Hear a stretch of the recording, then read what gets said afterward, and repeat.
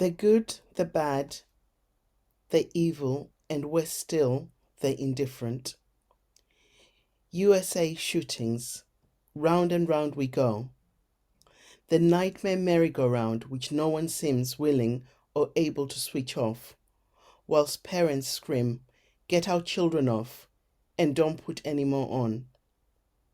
But like some terrifying déjà vu, it carries on turning, and the eerie music is all too familiar to us, as we've heard it before. There are those that speak out when they see that things are not right, whilst there are others that are silent, in denial, turn the other way, and worse still, are indifferent to the suffering of those who are not the same as them or not in their immediate circles. I talk about this in the 6 Stages Framework, my newly released book. Which one of these are you? Is it a case of the lesser of two evils? Most of us like to think that we are the good people and that we would speak up if we saw that something was wrong. But often, when you stop and look at our behaviors and actions, we can fall short. Some might add that this inaction is not always consciously done, or that our behaviors are not always within our control. In my view, standing around and doing nothing and not speaking up is way up there on the spectrum of injustice or on the violence bystander spectrum. So, do you believe in good and evil? The honest answer is I don't know.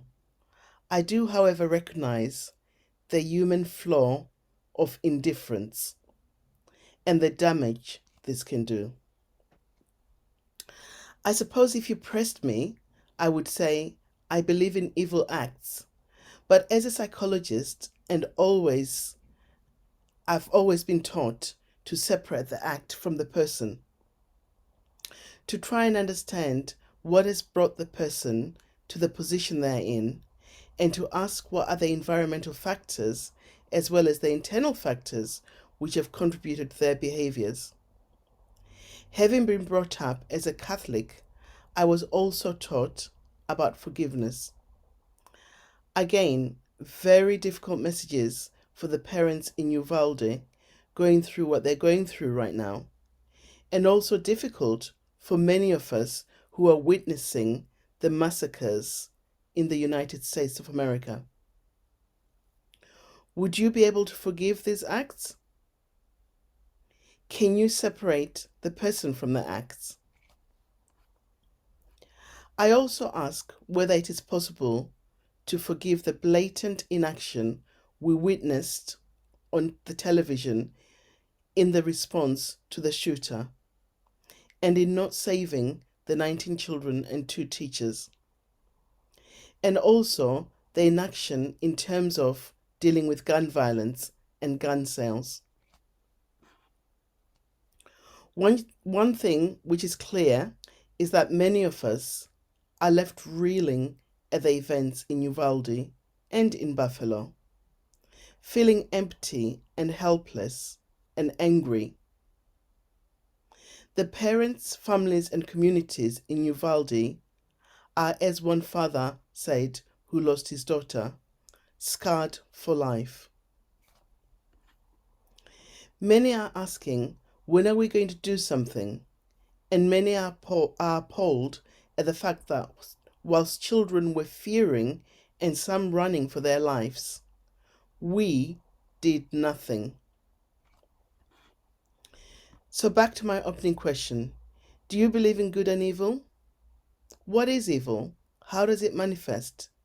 Can a failure to act also be considered to be an act of evil? When language fails us and we don't know what to say and we don't know what to think, we are plunged into the depths of darkness and we find ourselves asking questions about good and evil.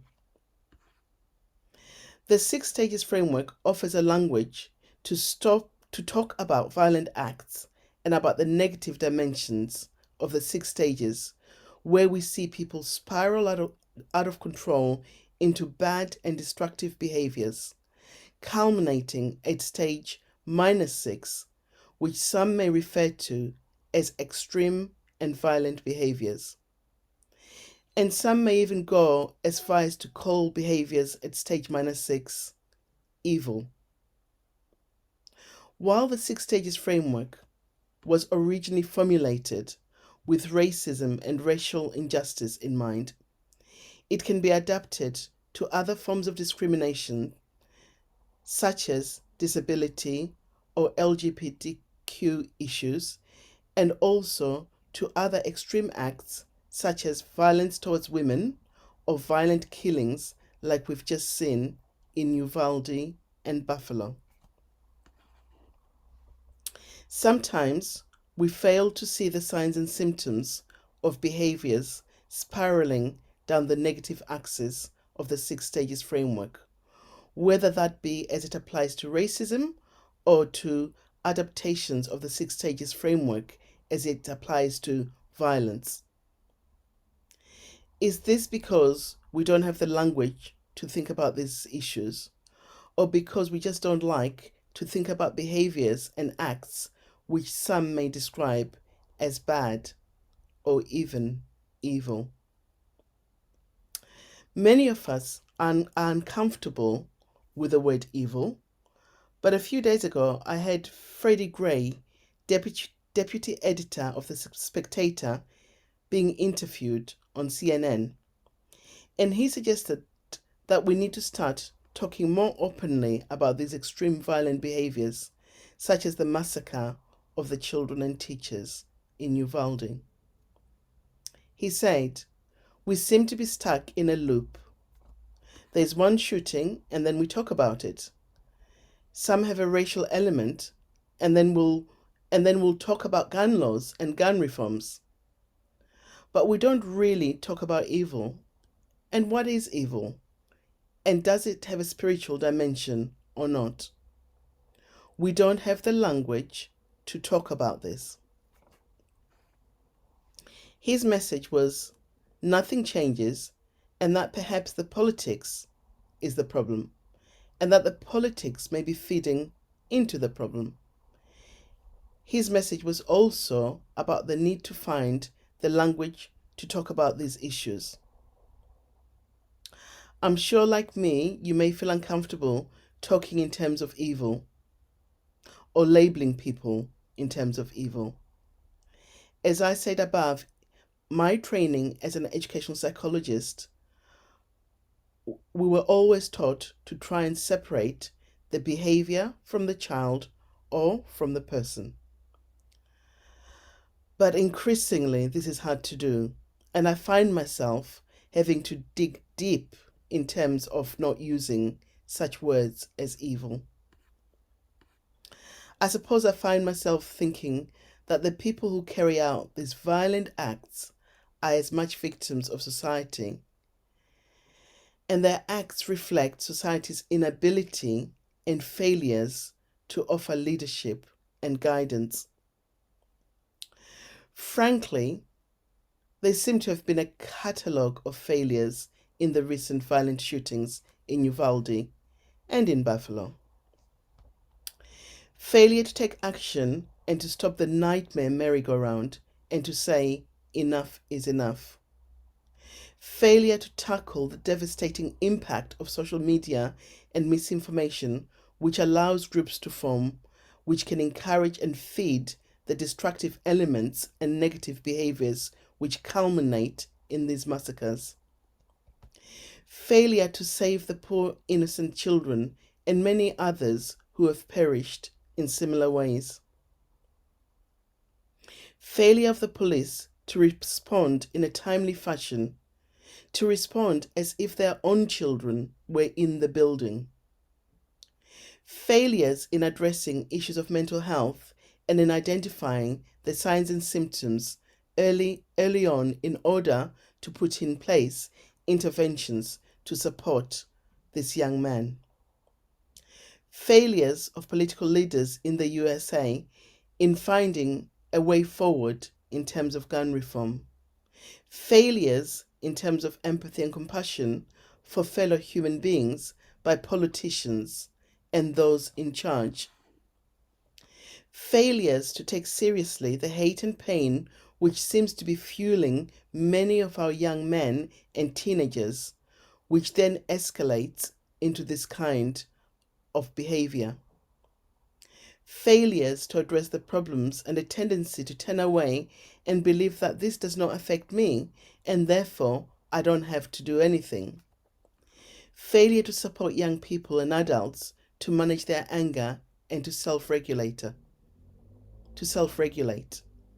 Failure to support children and young people and some adults to recognize if someone disagrees with you that this is not a personal attack on you as a person. Failures of leadership, accountability, and of compassion and empathy towards others. Sometimes hearing the news, it seems the view that some take is if it doesn't affect me, then it doesn't matter. They're not my children, so it doesn't matter. But it does matter. Failure to recognize and understand the devastating and destructive impact that guns have, and also that social media and some video games have. Failure to support people who get lost in violent video games and then simply argue that this is their reality, and to locate the problem in individuals and call or label them as evil. It's like the USA are stuck on a nightmare roller coaster or merry-go-round, which many people watching around the world are left bewildered and asking, why doesn't someone switch off the power and let people off? Why are the politicians and leaders failing to act? Why are they putting politics, wealth, and their positions above the lives of little children? We seem to have lost our way and to be forgetting basic human values and the right of every child and person to be able to live in safety and without fear. But the truth is, these failures affect us all. And as I asked in my recent post on Twitter and LinkedIn, what would you do if this happened to you? Some say that it's difficult to look at signs and symptoms and behaviors. They say the following: you hear that the shooter was a bully or that he was depressed or suffered from mental illness, but lots of people are bullies and suffer from mental health illness. It doesn't mean they're going to shoot anybody. Lots of people are angry, but it doesn't mean they're going to shoot anyone.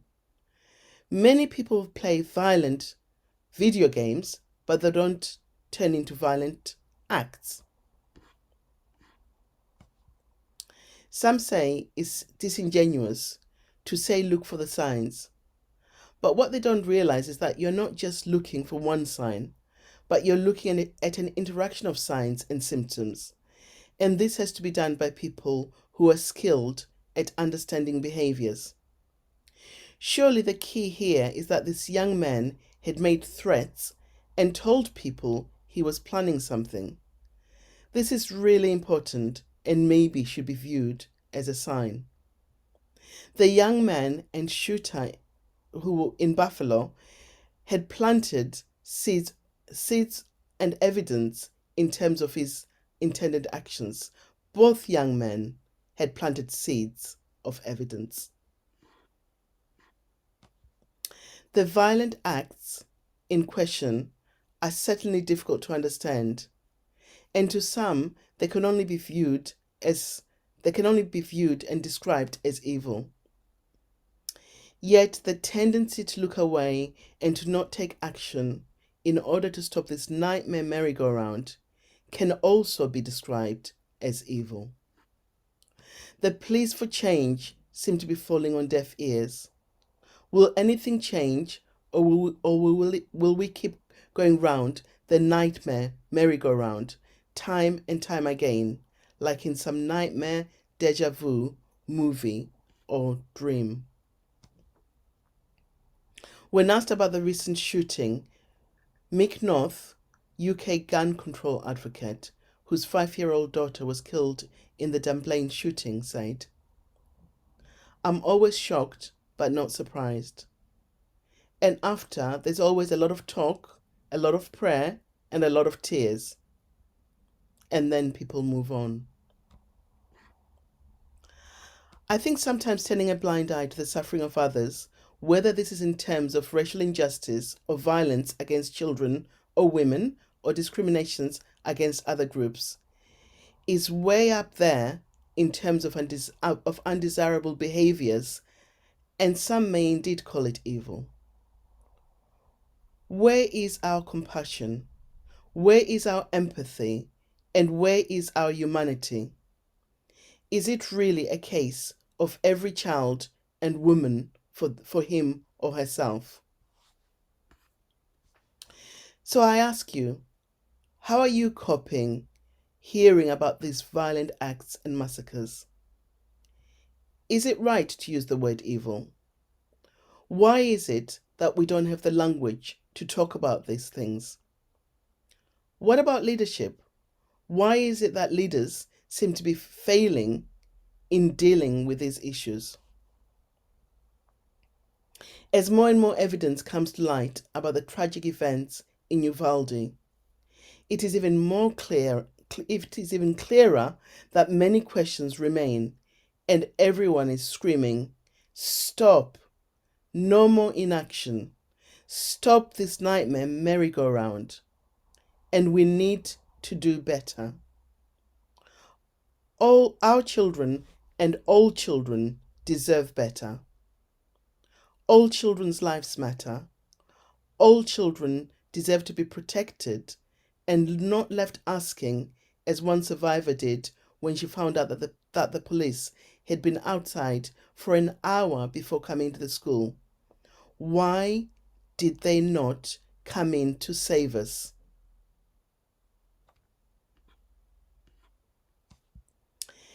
Having written and posted this blog, I woke up in the middle of the night thinking about it.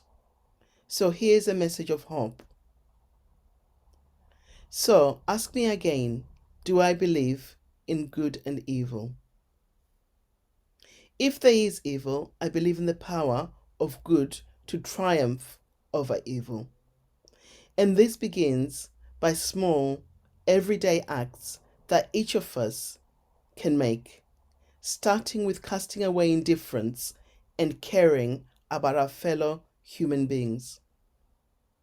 We can show this by speaking out and pressing for change, even if we're not immediately affected and we're not the ones suffering. By showing true compassion for everyone, even those that are different from us, those in our neighborhoods, and those who are in communities thousands of miles away. Hashtag indifference is not a good look.